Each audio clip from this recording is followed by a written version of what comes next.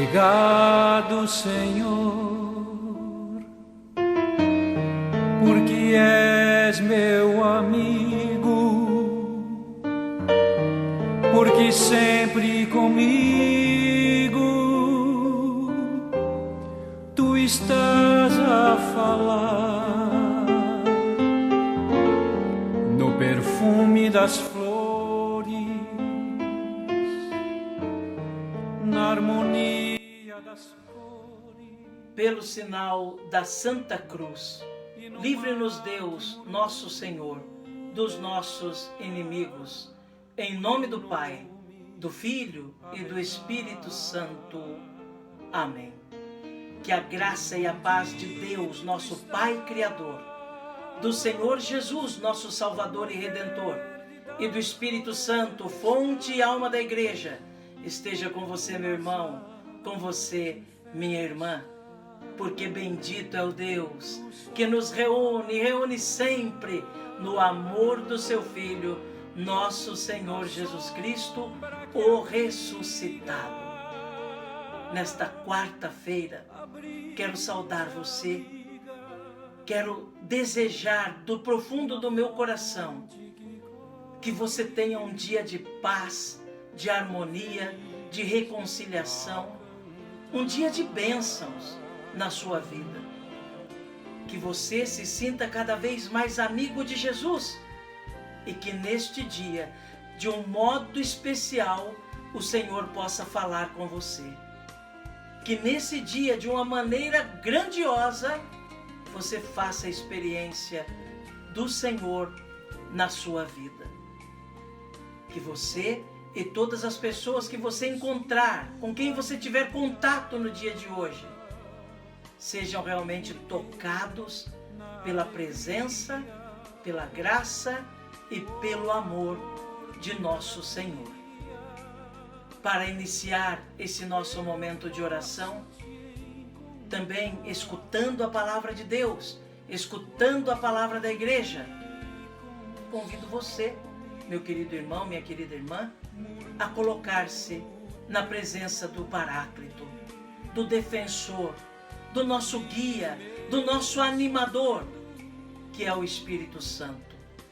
Ele que foi prometido por Jesus, que ficaria conosco todos os dias até o fim do mundo. O Espírito Santo que foi enviado pelo Senhor em Pentecostes, ele que também é Senhor, se oferece para estar conosco, para estar em nós, nos dando a sua unção e agindo em nós e através de nós. Então nos coloquemos diante do Espírito, nos coloquemos sob a força do Espírito Santo para bem vivermos toda esta jornada de quarta-feira.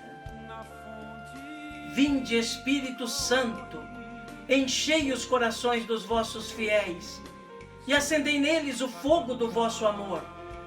Enviai o vosso Espírito e tudo será criado e renovareis a face da terra.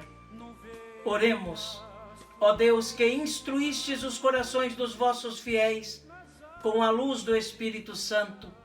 Fazei que apreciemos retamente todas as coisas, segundo o mesmo Espírito, e gozemos sempre da sua consolação, por Cristo Senhor nosso. Amém. Querido irmão, querida irmã, a palavra de Deus, mais uma vez, é dirigida a nós, através da liturgia da igreja, neste dia 8 de julho, para nos instruir, para nos alimentar, para iluminar a nossa vida e caminhada. O texto do Evangelho que nos é proposto hoje é de Mateus, capítulo 10, versículos de 1 a 7. Mateus 10, de 1 a 7. Ouçamos então com bastante piedade, com bastante cuidado e amor, essa palavra de Deus que é dirigida a nós no dia de hoje. Proclamação do Evangelho de Jesus Cristo, segundo Mateus. Glória a vós, Senhor. Naquele tempo, Jesus chamou os 12 discípulos e deu-lhes poder para expulsarem os espíritos maus e para curarem todo tipo de doença e enfermidade. Estes são os nomes dos 12 apóstolos.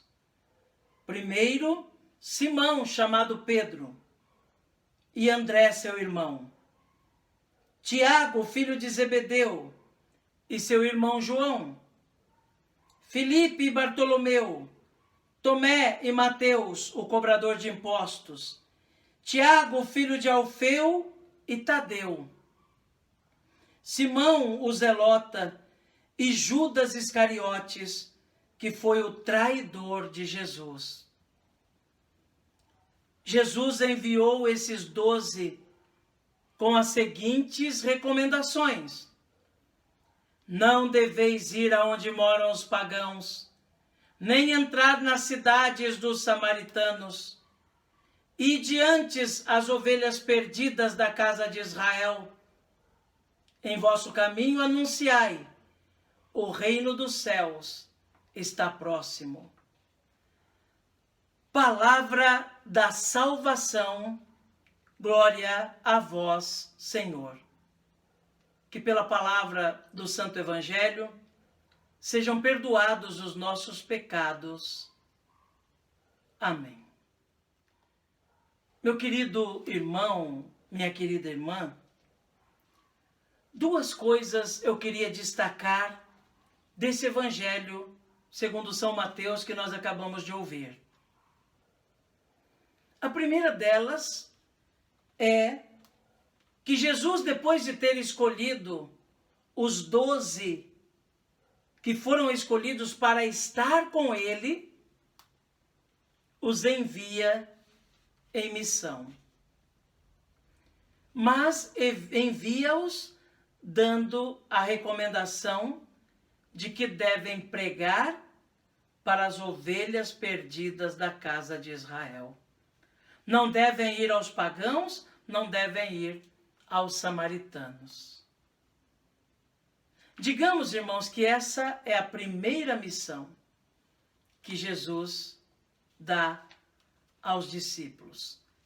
De fato, Jesus precisava conquistar novos discípulos. Jesus precisava conquistar novos seguidores. Jesus precisava conquistar novas pessoas dispostas a dar a vida por ele e a anunciar o reino. Lembram do evangelho de ontem? Quando Jesus via que a messe era grande, os operários são poucos, então é preciso multiplicar os operários. E é claro, entre os membros do povo eleito, sua mensagem certamente deveria chegar de modo mais fácil.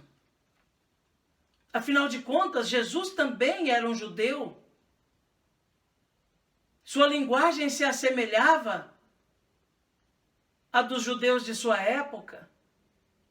As escrituras que ele conhecia eram as mesmas que Israel conhecia.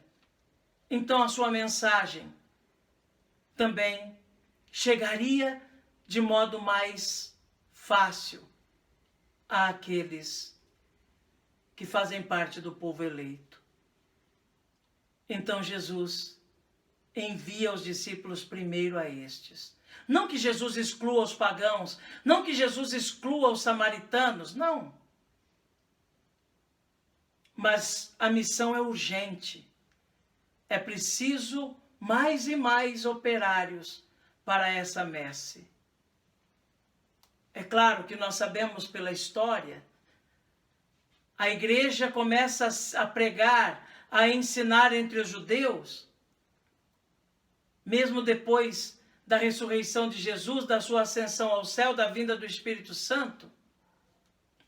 Mas ali os discípulos são perseguidos. Israel, muitos não quiseram ouvir a palavra pronunciada pelos discípulos de Jesus.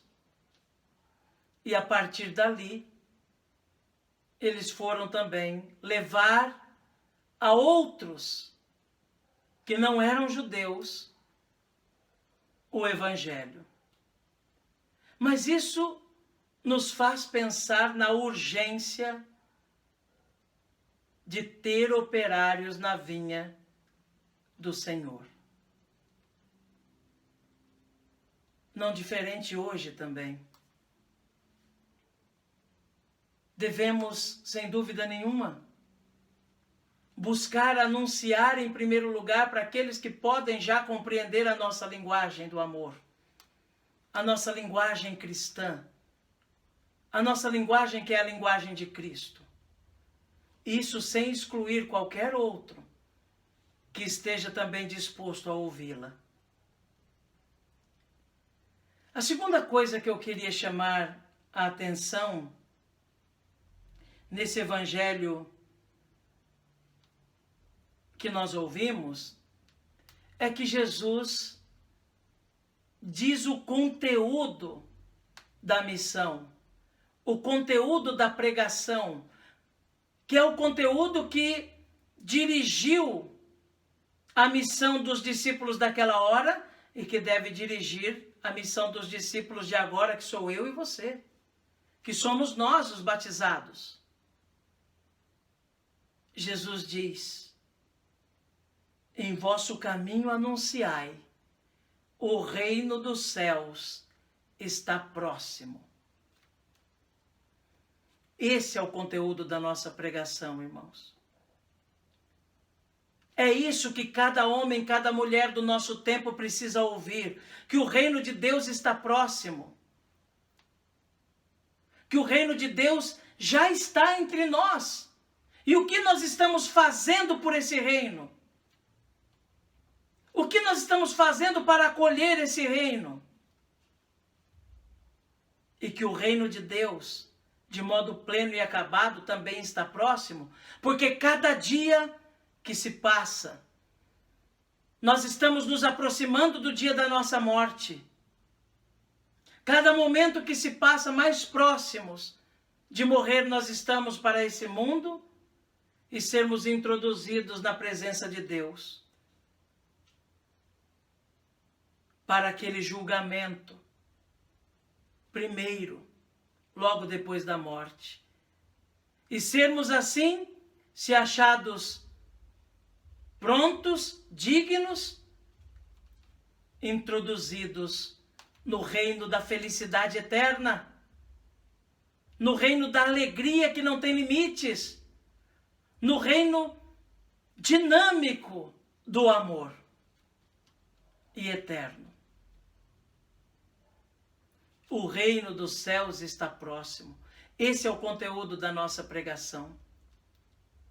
Se nós pararmos para pensar, irmãos, cada dia que o reino dos céus está cada vez mais próximos, se pararmos realmente para pensar, faremos mais penitência, buscaremos nos converter mais, procuraremos ser cristãos melhores,